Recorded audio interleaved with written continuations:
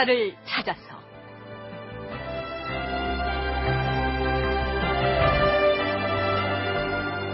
제2편 하늘의 아들 주몽 나라를 세우다. 극본 이상락, 연출 이상영.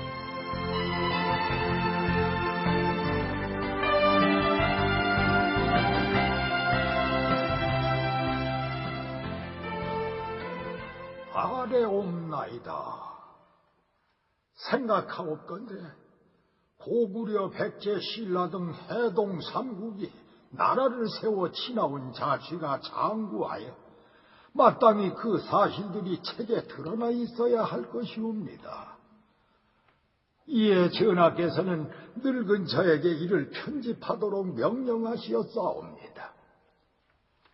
오늘날 학문하는 사람들이 역경, 서경, 시경, 예기, 춘추 같은 책들이나 진나라, 한나라 시대 이래 역대 중국 역사책에 대해서는 널리 알고 자세히 말하는 사람은 있어도 우리나라의 역사적 사실에 대해서는 도리어 알지를 못하니 어찌 한탄하지 않을 수가 있겠사옵니까?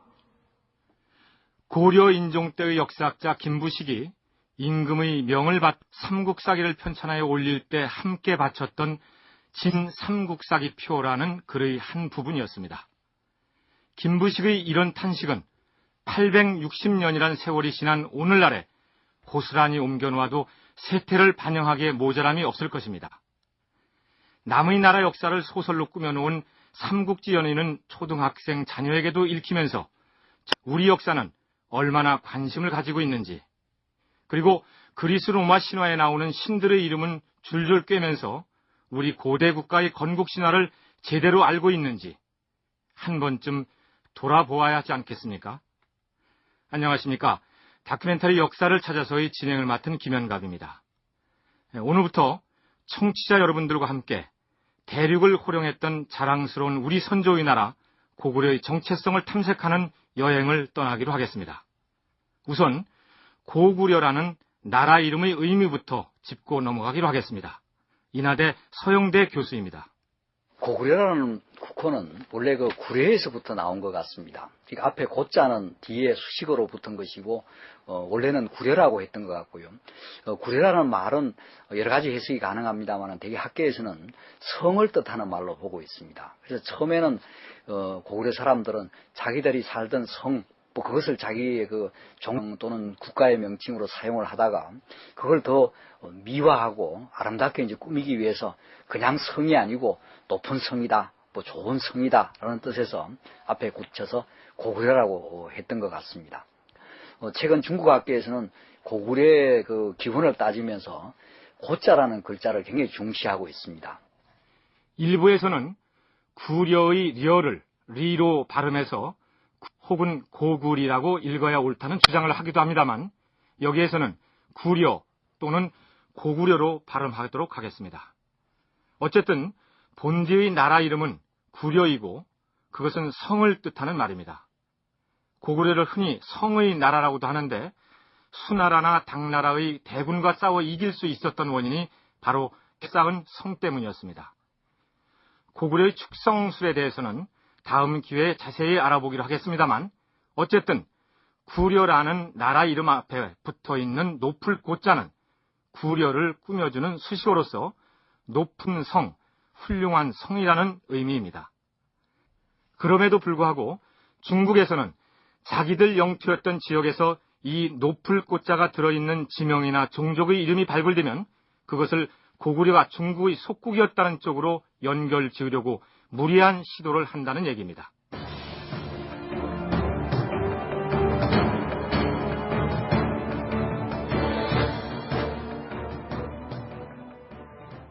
국호와 관련해서 또 한 가지 빠뜨려서는 안 될 사항이 있습니다. 삼국시대에 존재했던 나라는 고구려이고 훗날 왕건이 세운 나라는 그 고구려에서 가운데의 구자를 뺀 고려이다. 이것이 보통 사람들이 알고 있는 상식인데요. 사실 고려라는 이름은 고구려 시대 당시에도 오히려 고구려보다 더 널리 쓰였습니다.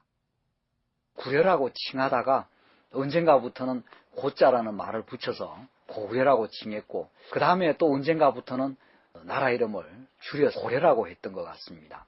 그러니까 한자로 그대로 풀이하면은 높을 고자에다가 아름다울 수려하다는 그 려자니까 고려라고 하는 말 뜻이 훨씬 더 한자적인 의미로서는 좋은 의미가 되게 되는 것입니다. 근데 그러면 고구려가 언제부터 고구려라는 이름 대신에 고려로 더 널리 알려지게 되었는가?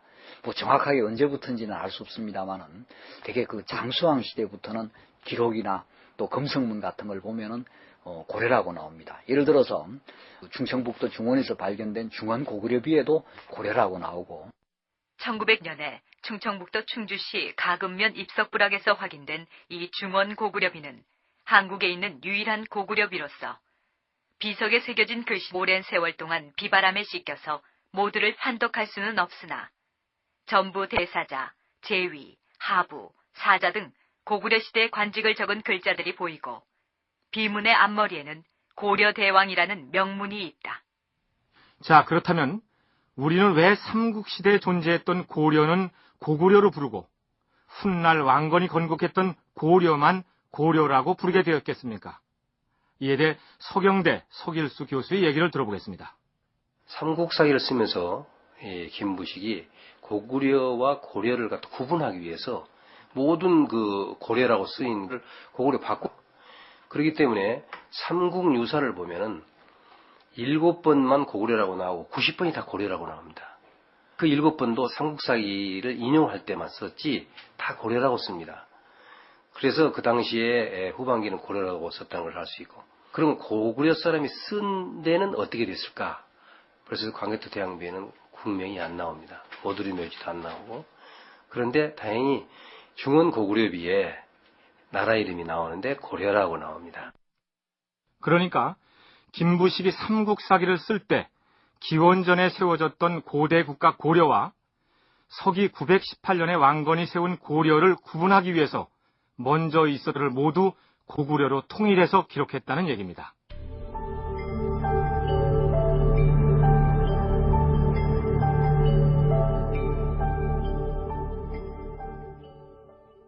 이제 고구려의 건국 과정을 알아보기로 하겠습니다. 우선 고구려의 시조가 누구인지를 짚어봐야 하겠는데요. 고구려 건국 신화를 우리는 일반적으로 주몽신화 혹은 동명신화라고 얘기합니다. 뿐만 아니라 광개토 대왕 능비문에는 고구려 건국자가 추모로 나와 있고 삼국사기 신라본기에는 중모라고 했습니다. 그렇다면 대체 주몽, 추모, 중모 이런 이름들은 무엇이며 동명하고는 같은 사람일까요? 고대 국가의 건국 신화를 연구하고 있는 인하대 서영대 교수의 설명을 들어보기로 하겠습니다. 고구려의 건국 시조의 이름은 크게 봐서 두 종류가 있습니다. 하나는 주몽계통이라고 할 수 있는 것으로서 기록에 따라서는 중모, 추모 등등 나옵니다만은 다 같이 그 주몽계통이라고 볼 수 있고, 또 하나는 동명이라고 하는 이름입니다. 그래서 주몽왕을 이야기할 때 동명왕 또는 동명성왕이라고 이야기를 합니다. 근데 먼저 그 주몽계통의 이름에 대해서는 옛날에는 주몽이라는 이름은 활을 잘 쏘는 사람이다, 선사자라고 하는데 활을 잘 쏘는 사람이다, 그런 의미입니다. 그리고 실제 그 고구려의 건국 신화에 보면은 주몽왕은 활의 아주 명사수였던 것 같습니다. 그래서 활을 잘 쏜다는 것이 군사적인 지도력을 상징하기도 해서, 그러니까 주몽은 원래 활 잘 쏘는 사람이라는 뜻이고 추모나 중모는 주몽을 조금씩 다르게 발음했을 뿐 같은 뜻이라는 얘기입니다. 그렇다면 동명은 무엇일까요? 동명이라는 이름은 왕의 이름이 아니고 왕으로서의 이름. 그러니까 우리나라 조선시대 임금님들 하면 태종 임금님도 있고 세종 임금님도 있고 신라시대 경순왕도 있고 그런 식의 왕의 이름으로만 볼 수도 있고요. 또 하나의 가능성은 이 일부 언어학자들 사이에서 나오는 이야기입니다만은 고대의 발음은 동명하고 주몽이 다르다는 것입니다. 그래서 어떤 사람은 주몽이라고 쓰고 어떤 사람은 동명이라고 쓰고, 그래서 결국은 같은 것이다, 동명주명은 같은 것이다 라고 이렇게 보기도 합니다. 그러니까 어느 것이 맞는 것인지는 지금 속단하기는 어렵습니다만은 어쨌든 주몽은 선사자, 활을 잘 쏘는 사람 이름, 주몽은 동명은 왕을 뜻하는 이름, 왕의 이름. 실제로 삼국사기 고구려 본기를 보면 시조 동명성왕의 성은 고시요 이름은 주몽인데 혹은 추모라고도 한다. 첫 문장이 이렇게 시작되었고 삼국유사에서도 시조 동명성제의 성은 고시요 이름은 주몽이다. 이렇게 적고 있습니다. 그러니까 고구려를 건국한 사람은 어려서부터 활을 아주 잘 쏘는 용맹한 사람이어서 주몽이라고 지었는데 읽기에 따라서 추모 혹은 중모라고도 했다. 그가 고구려 왕이 되었고 그 왕의 이름, 즉 왕호를 동명이라 했다. 나라를 세운 시조일 뿐 아니라 워낙 큰 업적을 남겼기 때문에 사람들이 그를 존경하고 우러러서 성스러울 성자를 붙여 동명성왕 혹은 동명성제라고 불렀다. 이렇게 정리가 됩니다. 그런데 흥미로운 점은 고조선과 엇비슷한 시기에 부여를 건국했던 왕도 동명왕이고 그 동명왕도 동명설화를 가지고 있다는 사실입니다. 서기 60년경에 쓰여진 후한시대 왕충의 논형에는 이런 대목이 나옵니다. 북쪽 이민족의 탄위국에 왕을 모시는 여자 시종이 임신을 하자 왕이 죽이려고 했다. 그러자 여자 시종은 계란 같은 큰 기운이 하늘에서 내려와서 임신하게 됐다고 대답했다. 나중에 아이를 낳아 돼지우리에 버렸지만 돼지가 입으로 숨을 불어넣어 죽다. 다시 마국간으로 옮겨놓고는 말에 밟혀 죽도록 했으나 말들 역시 입으로 숨을 불어넣어 죽지 않았다. 왕은 아이가 아마 천신의 자식일 것이라 생각하여 그의 어머니에게 노비로 거두어 기르게 했으며 동명이라 부르며 소나 말을 치게 했다. 앞으로 주몽의 고구려 건국 신화를 소개하면 알게 되겠지만 부여의 시조 역시 이름이 동명이고 부여의 동명설화는 고구려를 건국한 주몽설화와 내용이 거의 같습니다. 어떻게 된 것일까요? 고구려의 전신인 부여는 당시 이 동북아시아 지역에서 문화적으로나 정치적으로나 가장 선진 사회였던 것 같습니다. 그러한 사실을 우리가 알 수 있는 것, 고구려도 부여의 계승자라고 그랬고 백제도 부여의 계승자라고 그랬고 말갈족 가운데서도 부여계통이라고 주장하는 사람도 있었고요. 또 우리 한국 사람들에게 많이 알려져 있지 않습니다만은 저 만주 북쪽에 두막루라고 하는 족속이 있었는데요. 그 사람들도 부여의 그 후손이라고 이야기를 했습니다. 서양에서 로마라고 하는 나라가 있었고 서양의 이후의 국가들이 로마의 영광을 되찾는다. 그래서 뭐 신성 로마 제국도 나오고 나폴레옹이 즉위할 때 대관식을 할 때도 로마 황제들이 쓰는 얼개관을 모자했었거든요. 그런 것처럼 부여는 이 동북아시아 지역에서 문화적으로나 사회적으로 가장 앞선 그런 국가였던 것 같습니다. 고구려를 비롯한 여러 나라 혹은 여러 종족들이 앞다퉈서 자신들이 부여를 숭배했다고 할 만큼 부여는 선진적인 나라였으니 그 부여의 시조 동명에 대한 숭배가 절대적이었을 것이라는 얘기입니다. 따라서 훗날 고구려의 시조 주몽을 영웅시해서 그에게도 동명왕이라는 칭호를 붙였을 것이라는 분석입니다.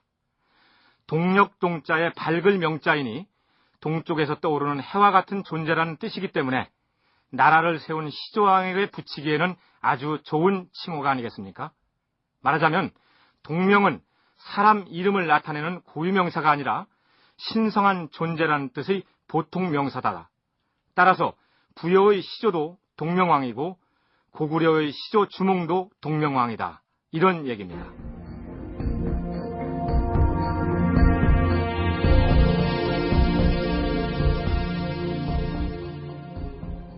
자, 그럼 고구려 건국 신화인 주몽설화의 내용을 살펴보기로 하겠습니다.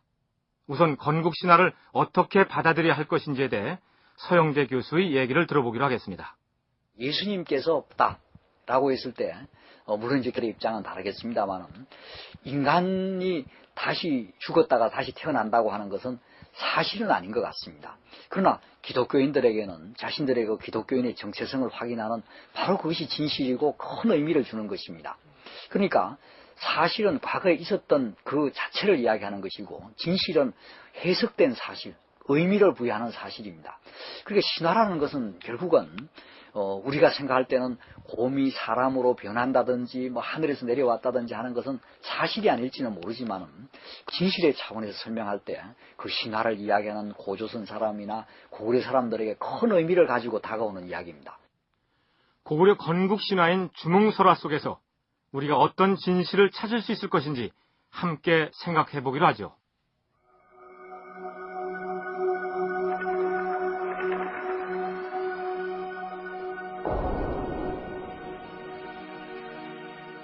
부여왕 헤브루가 늙도록 아들이 없으므로 산도하여 아들 낳기를 바랐는데 한 번은 그가 탄 말이 고년이라는 곳에 이르더니 큰 돌을 보고 마주 대하여 눈물을 흘렸다.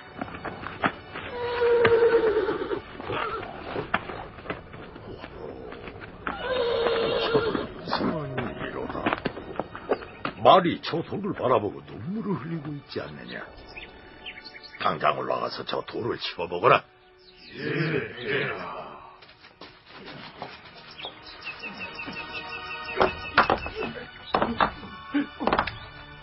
폐하, 여기를 보십시오. 왜 그러느냐? 돌 밑에 개구리 모습을 한 어린아이가 있사옵니다. 무시라. 돌 밑에 어린아이가 있어.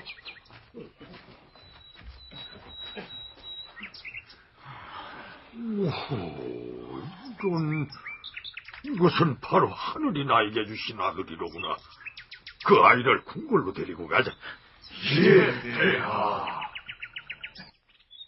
왕은 아이를 거두어서 기르며 이름을 금빛 개구리라는 뜻에서 금화라 하였다.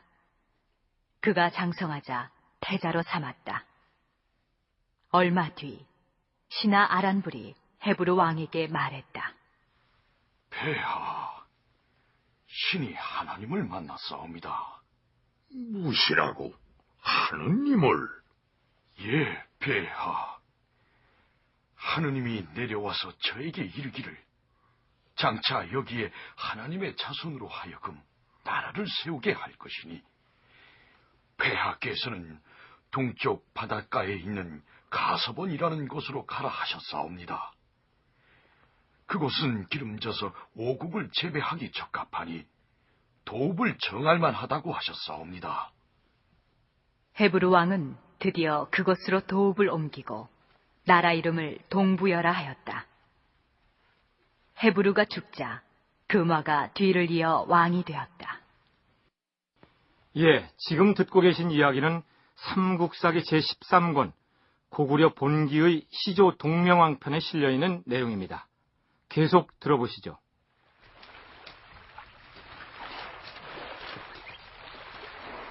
어느 날 금화왕은 태백산 우발수에 나갔다가 한 여자를 발견했다. 호호, 그대는 아녀자의 몸으로 어찌하여 이리 외진 물가에 혼자 지내는고? 전하, 전 하백의 딸로서 이름은 유하라 하옵니다. 어느 날 생들을 데리고 나와서 노는데 때마침 웬 사내가 나타나더니 자신이 하늘의 아들 해모수라고 하며 절 웅심산 아래 압록강가에 있는 지인하여 동침한 뒤에 그 길로 나가서는 돌아오지 아니하였습니다. 저의 부모는 제가 중매 없이 남자와 상관한 것을 꼬집고 마침내 이곳 우발수로 귀양살이를 보냈습니다. 하백의 딸인데 천재의 아들 해모수를 자칭하는 사내와 동침을 했다가 쫓겨났다. 이상한 일이로고. 여봐라, 궁궐로 데려다가 방에 가두어라. 금화가 이상하게 여겨 그녀를 방 안에 가두었다. 그녀에게 햇빛이 비치는데 그녀가 몸을 피하면 역시 그녀를 따라가면서 비추었다. 얼마 뒤 태기가 있어 알 한 개를 낳았는데 크기가 닷대들이만 하였다. 이런 괴이한 일이 있나?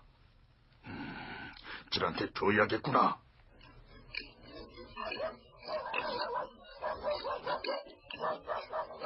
왕이 그 알을 버려 개와 돼지에게 주었으나 모두 먹지 않았으며 다시 길 가운데 버렸더니 소와 말이 피하여 밟지 않았으며 나중에는 들에 버리자 새가 날개로 덮어주었다.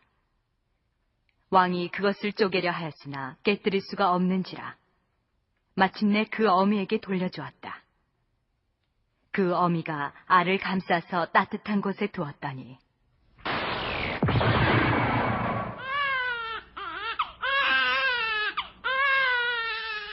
한 사내 아이가 껍질을 깨고서 나왔다. 그의 골격과 풍채가 영특하고 기이하여 나이 겨우 7살에 기골이 준수하여 보통 사람과 달랐으며 제 손으로 활과 화살을 만들어 쏘았는데 백발백중이었다. 부여 속담에 활 잘 쏘는 것을 주몽이라 한 까닭에 이름을 주몽이라 지었다.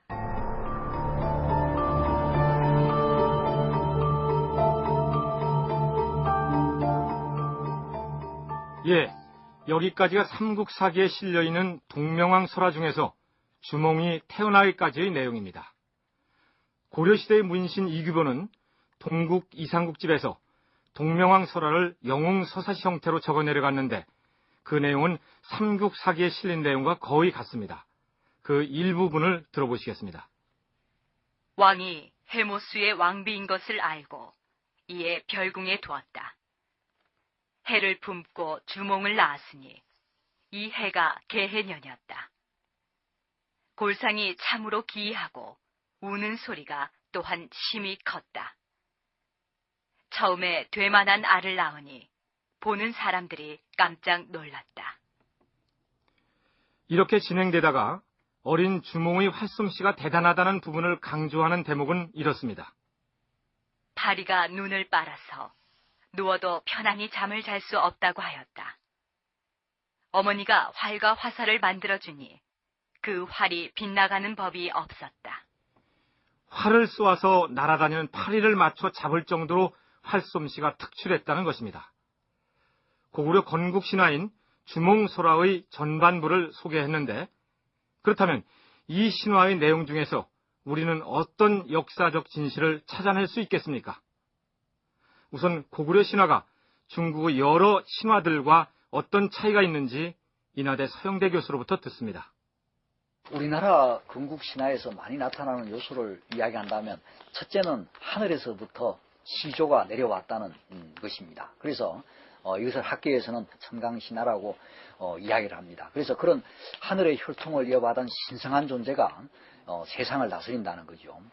그러니까 왕은 우리 보통 사람하고 달리 바로 그 핏줄이 하늘과 연결되는 그런 존재라는 의미를 강하게 시사하고 있습니다. 근데 중국의 경우에서도 임금님은 하늘의 아들 천지 않습니까? 그러나 중국의 경우에 천자는 하늘로부터 천명을 받은 자, 하늘의 명령을 받아서 하늘을 대리하는 자이고 우리의 그 천강신화 속에서는 우리는 바로 하늘의 자손이라는 거죠. 그런 점에서 중국 신화하고는 조금 차이를 보이고 있습니다. 그러니까 요즘 동북공정에 나타난 중국 쪽의 주장에 의하면 이렇습니다. 중국의 황제는 하늘의 명을 받아서 천하를 다스리는 천자이다. 그런데 고구려의 경우 그 천자인 황제가 일정한 지방을 다스리라고 위탁했기 때문에 고구려는 중국에 종속된 지방정권이고 고구려의 왕은 중국 황제의 명을 받드는 제후이다. 이런 얘기입니다. 그런데 우리가 살펴보았듯이 고구려를 건국한 주몽은 하늘의 아들로 등장하기 때문에 중국 쪽 주장은 설 자리가 없다는 얘기입니다. 이런 내용은 고려시대의 편국사기뿐만 아니라 고구려 시대에 기록한 광개토 대왕 능비에도 나타납니다. 고구려인들은 결코 자기 국가가 중국에 종속된 또는 예속된다고는 생각하지 않았던 것 같습니다. 그런 사실을 단적으로 보여주는 것이 고구려인들 스스로가 만든 광개토왕릉비입니다. 그 광개토왕릉비의 시작 부분이 어떻게 되어 있느냐 하면 고구려의 시조는 하늘의 아들이고 하백이라고 하는 강의 신의 외손자다 라고 해서 고구려는 중국과 다른 독자적인 하나의 그 천하이고 세계라는 것을 강력하게 표현하고 있습니다. 그리고 또 고구려는 그런 신화에 바탕한 그런 의식에 의해 가지고 중국과의 관계에 있어서 상당히 그 자주적인 그런 입장을 유지했었습니다.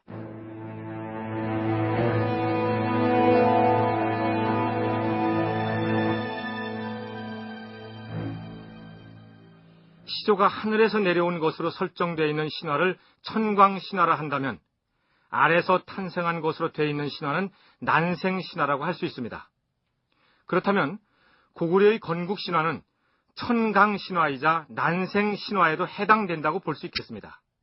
고려대 최광식 교수입니다.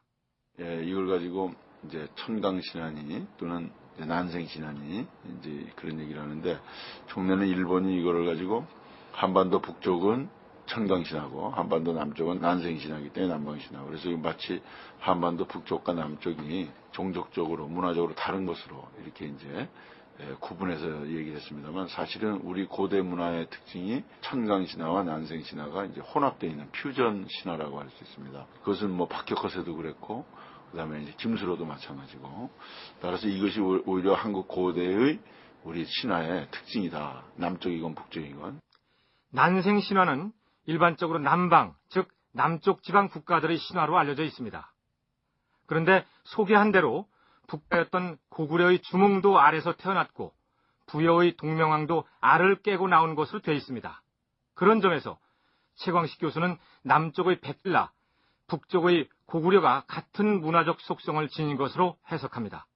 부여, 고구려, 백제, 신라, 가야 이 모두 같은 고대 신화라는 점에서도 우리가 중국이 주장하는 대로 한반도 북쪽의 고구려가 남쪽의 신라나 백제와 다른 것으로 이해하는 것이 잘못된 것이죠. 그리고 이러한 천강적 요소라든지 난생적 요소는 하늘에서 내려왔다라는 천선의식, 이 자체가 벌써 중국의 천자라는 것도 천선의식인데 독자적이라는 걸 알 수 있고, 난생이라는 것도 태생인데 난생이라는 자체가 이제 특이한 존재라는 것을 보여주는, 그런 면에서 이제 우리가 독자적인 문화 속성을 보여주는 좋은 예라고 할 수가 있습니다.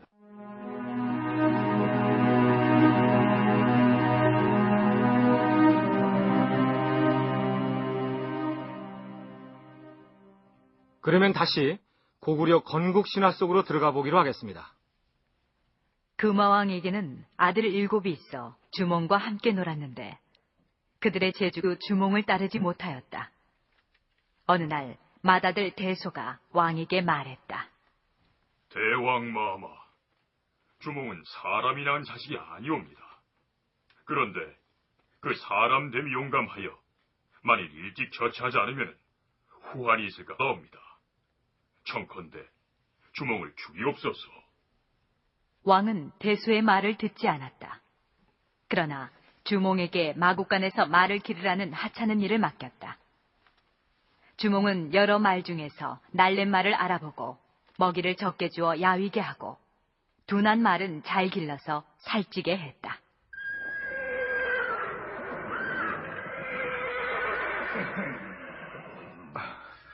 어서 오십시오, 대왕마마. 말은 잘 먹이고 있느냐? 예, 마마. 그런데 이 말은 왜 이리 야위었는고? 이거 주몽 네가 타거라. 오, 저기 저 말은 아주 토실토실 살이 쪘구나. 저건 내가 타야겠다. 얼마 뒤 주몽은 왕자들과 사냥을 나갔다.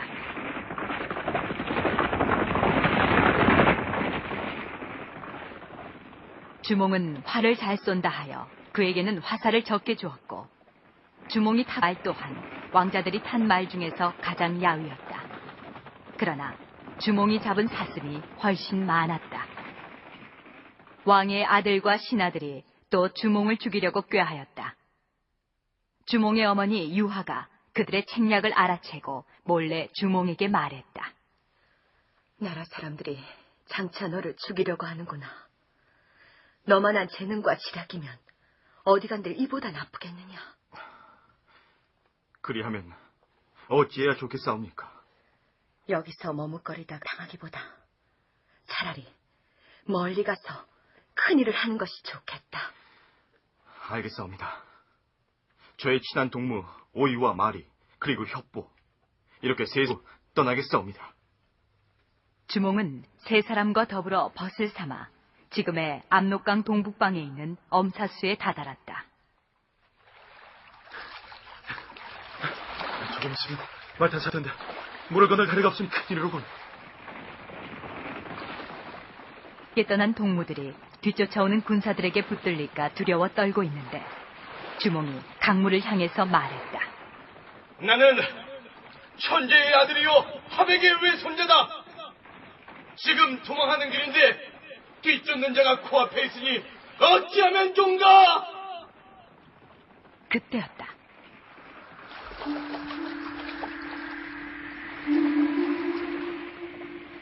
물고기와 자라들이 떠오르더니 다리를 만들어서 주몽 일행을 건네주었다.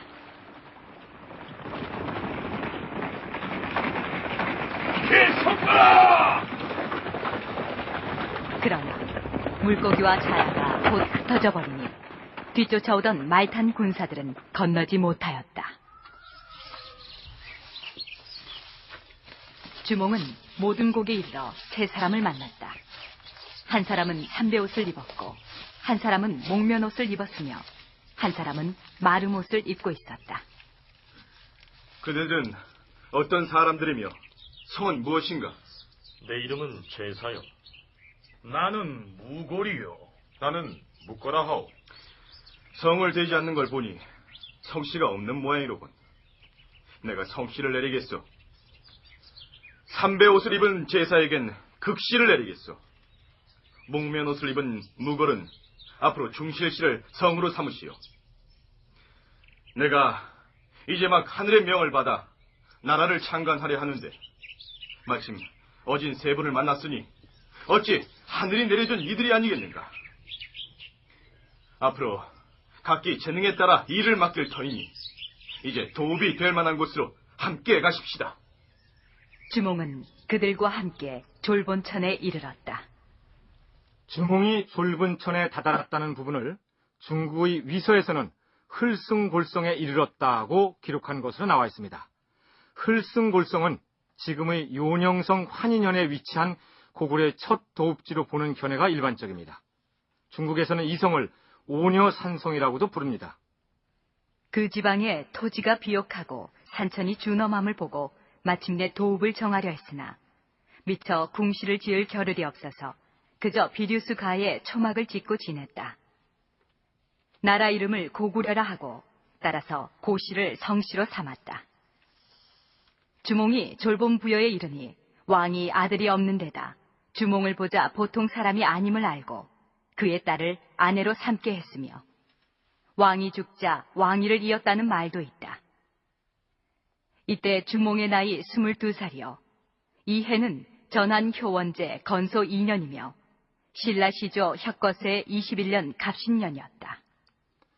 서기연대로 치면 기원전 37년에 해당합니다. 훗날 동북아시아의 강대국으로 군림하게 되는 고구려가 이렇게 출발한 것입니다.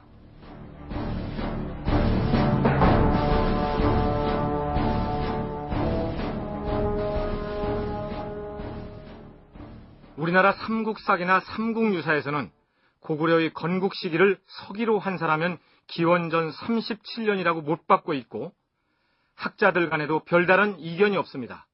그런데 최근 북한학계에서는 고구려 건국이 이보다 훨씬 앞설 것이라고 주장합니다. 인하대 서영대 교수입니다. 이 고구려와 같은 앞선 국가가 기원전 1세기경에 성립되었을 리가 없다. 더 올라갈 수 있다. 그렇게 해서 이제 고구려의 건국 시기를 더 올려잡고 있습니다. 근데 그들의 근거는 뭐냐 하면은 고구려 앞에 구려라는 국가가 있었다는 것입니다. 그래서 구려라는 국가가 있었고 그 구려라는 국가가 있다가 더 발전해가지고 고구려가 되었다.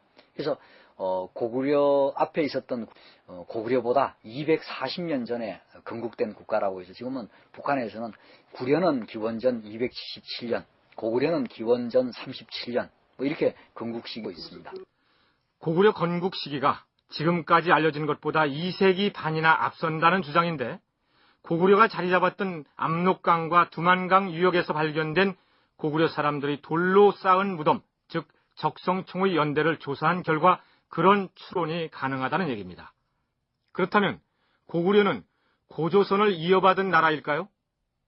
고구려가 고조선을 계승했다는 주장을 가장 적극적으로 펴고 있는 사람들은 북한 학자들인 것으로 알려지고 있습니다. 고구려는 고조선의 생산력과 문화를 계승했으며 고구려국의 성립은 고조선 사회 내부의 반노예제 투쟁이자 고조선을 무너뜨린 중국 세력을 상대로 한 반침략 투쟁이다.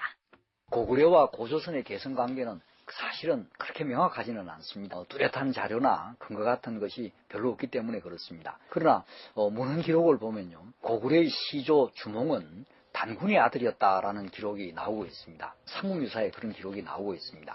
또는 이 고조선 당시에 대표적인 그 유물이었던 비파형 동검이라고 하는 청동 칼이 있는데요, 중국의 악기인 비파처럼 생겼다. 그래서 비파형 동검이라고 이야기하는데, 그런 그 비파형 동검이 고구려의 중심지였던 그 지반지역, 그 중국 길림성 지반지역에서 나오고 하는 것들이 있습니다. 그래서 문헌 기록이라든지 또는 고고학적인 자료에 보면 고구려와 고조선이 통하는 부분이 있다. 그렇다면 삼국유사의 그 해당 부분을 살펴보기로 하겠습니다. 삼국유사는 고구려 건국신화에 대해 이렇게 적고 있습니다. 단군기에 이르기를 단군이 하백의 딸과 상관하여 아이를 낳으니 이름을 부르라고 하였다고 했는데, 지금 이 기록을 보면 해모수가 하백의 딸과 관계하여 뒤에 주몽을 낳았다고 했다. 단군기에는 아들을 낳으니 이루이다라고 했으니 부르와 주몽은 이복 형제일 것이다. 주몽이 단군의 아들이라는 언급입니다. 어쨌든 고구려의 역사가 삼국사기에 나와 있는 기원전 37년보다 240여 년이나 앞선다는 북한학자들의 주장이나 고구려의 고조선 승계에 관해서는 더 연구가 필요할 것입니다.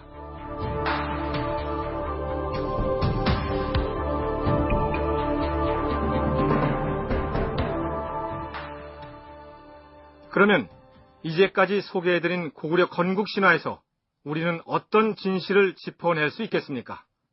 인하대 서영대 교수는 주몽이 아래서 했다는 대목을 이렇게 해석합니다. 알을 낳는 것이 되게 조유들이고 새 종류라는 말씀이죠. 그 새들은 되게 하늘과 또 연결되지 않습니까? 그러니까 하늘의 자손이라고 하는 것을 더욱더 그 강조하는 의미에서 바로 그 새와 같은 그런 알에서부터 태어났다, 이런 의미가 강조되는 것이 아닌가 싶습니다. 그래서 하늘에서부터 태어났다는 것이 조상이 하늘에서부터라는 이야기, 그 다음에 또 시조가 새처럼, 하늘을 나는 새처럼 아래서부터 태어났다는 이런 그 이중적인 장치를 통해서 시조가 하늘의 직접적인 후손이다, 이런 걸 강조하는 것이 우리나라 신화의 특색이 아닌가 싶습니다. 그렇게 함으로써 시조왕에 대한 신성성을 강조하려고 했다는 것입니다. 한편 고려대 최광식 교수는 개인적인 견해라는 전제를 달고 유화 부인이 낳은 알을 말이나 소, 돼지 등에게 줬으나 그 가축들이 알을 해치지 않고 보호했다는 대목을 이렇게 해석하기도 합니다. 알을 갖다 버렸는데 소나 말, 돼지, 말이 갚아줬다, 이런 기록이 나오는데, 그건 짐승이라고 보는 것보다는 그 당시 마가우가 저가 이런 귀족 세력이 있었어요. 그 귀족 세력의 보호를 받았다, 이렇게 이제 우리가 해석할 수 있습니다. 그래서 신화라는 것은 어떻게 보면 황당하고 그 실제적인 이야기가 아닌 것 같지만 그 당시 어떤 역사적인 상황을 이제 반영한다고 이렇게 우리가 해석을 할 수가 있죠.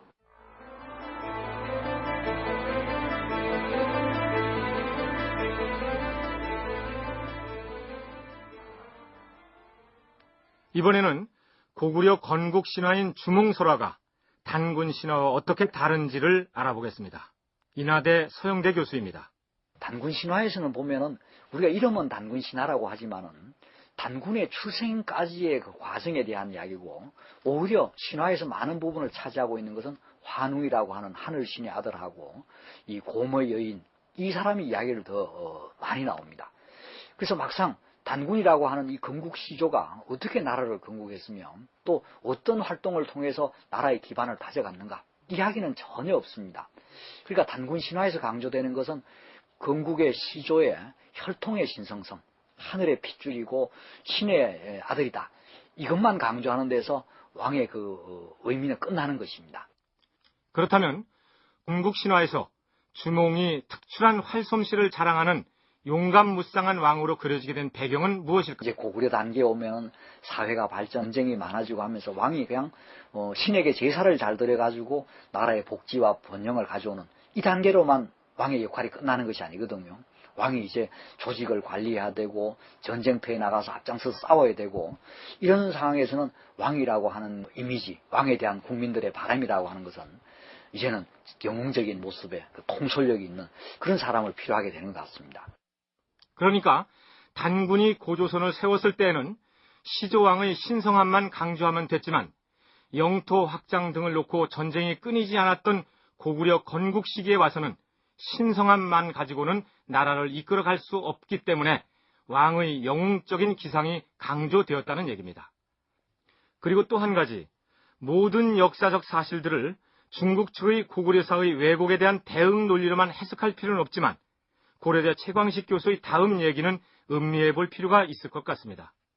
개인적으로 내가 누구의 자손이냐 이거를 이제 밝힐 수 있는 방법이 두 가지가 있는데, 하나는 족보고 하나는 제사입니다. 족보에 누구 자손이냐, 몇 대손이냐, 그다음에 제사를 누구에게 지내느냐, 그 자손이라는 뜻인데, 나라도 마찬가지죠. 나라의 족보라는 게 이제 국사책이라고 할 수 있고 역사책. 또 하나가 이제 제의인데 국가제사. 중국에는 고주몽에게 제사를 지내고 고주몽을 모신 사당이 전혀 없었습니다. 반면에 고려나 조선, 심지어는 지금 사회주의 국가인 북한의 경우에도 고주몽을 모신 사당이 있고 지금도 제사를 지내고 있습니다.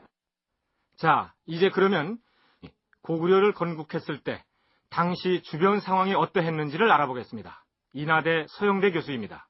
부여에서부터 남한 주몽이 이 고구려 지역에 정착을 해서 고구려를 처음 시작했을 때는 그 주변에 비슷비슷한 그 정치 세력들이 많았던 것 같습니다. 무슨 나 해서 그런 나라는 이름, 그 나라는 이름을 의미하는 것 같습니다. 그래서 기록에 나오는 걸 보면은 강력한 세력으로서 송량왕이 다스리는 비류국이라고 하는 나라도 있었습니다.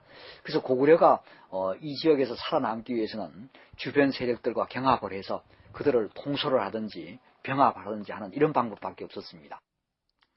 부여를 탈출한 주몽이 처음엔 비류수 강가에 초라한 초막을 짓고 나라의 문을 열었으나 타고난 용맹스러움과 지도력으로 주변 국가에 대한 평정에 나서게 됩니다. 이제 신화 속의 주몽이 아니라 역사 속의 동명성왕으로 당당한 걸음을 내디딘 것입니다. 다큐멘터리 역사를 찾아서 다음 시간에 뵙겠습니다.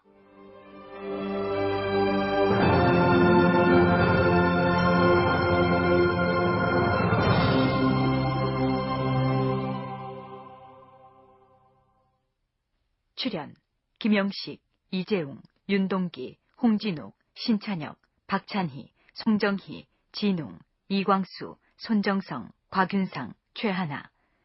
음악 박복규, 효과 강성범, 신연파 장찬희, 백성원. 기술기.